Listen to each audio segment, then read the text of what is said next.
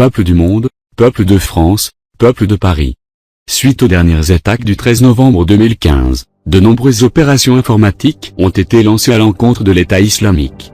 Malheureusement, la médiatisation de ces initiatives, et le choc de ces derniers drames, ont poussé bon nombre de personnes, membres d'Anonymous ou non, à des actions contre-productives, voire même abusives sur les réseaux sociaux.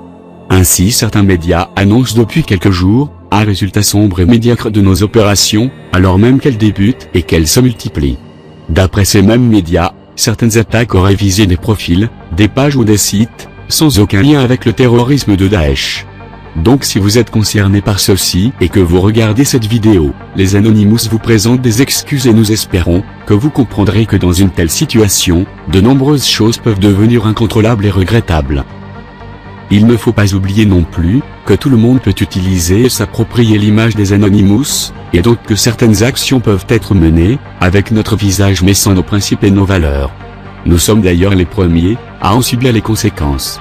Également, certains disent que les opérations que nous menons actuellement pourraient empêcher et nuire aux enquêtes des services secrets, mais la sauvagerie de Daesh a déjà frappé Paris à 2 reprises, et ces mêmes services secrets n'ont pas été capables de contrecarrer les attaques, d'empêcher les massacres qui ont été lâchement perpétrés au cours de cette année.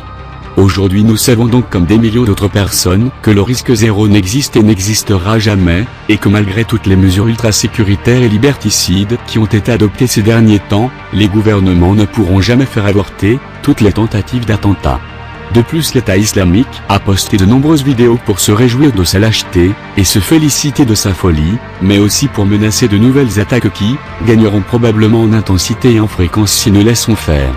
Il est donc inacceptable et révoltant de voir des médias, comme les Inrock par exemple, dire qu'il serait inapproprié de viser des personnes, je cite, exprimant seulement des propos favorables à Daesh. Mais les Anonymous se mobilisent pour défendre la dignité des populations, et pour la libération des esprits, alors nous considérons actuellement que toute personne exprimant un soutien à Daesh, même indirect, deviendra une cible pour nous. Anonymous est apolitique, religieux et ne connaît pas de frontières, alors vous ne nous contrôlerez pas. Nous n'agissons pas pour les gouvernements, ni les services secrets ou les médias. Nous sommes indépendants et libres de nos actions. Il est donc inenvisageable de laisser la propagande des djihadistes de l'EI se répandre sur la toile, et aucune raison d'État ne peut justifier la libre circulation de cette idéologie. Quand on souhaite réellement lutter contre le terrorisme, et quand on sait qu'une grosse partie des recrutements se fait en ligne, nous devons de préserver Internet de tous ceux qui voudraient opprimer les populations, d'où qu'ils viennent. Finalement, même si nous bloquons la communication Internet de quelques innocents, pour nuire à un seul terroriste, alors nous considérons cela comme une victoire. Le fait de bloquer ou de supprimer rien qu'un profil, rien qu'un site de Daesh pourrait empêcher, à des dizaines, voire à des centaines de personnes, de rejoindre leur tombeau.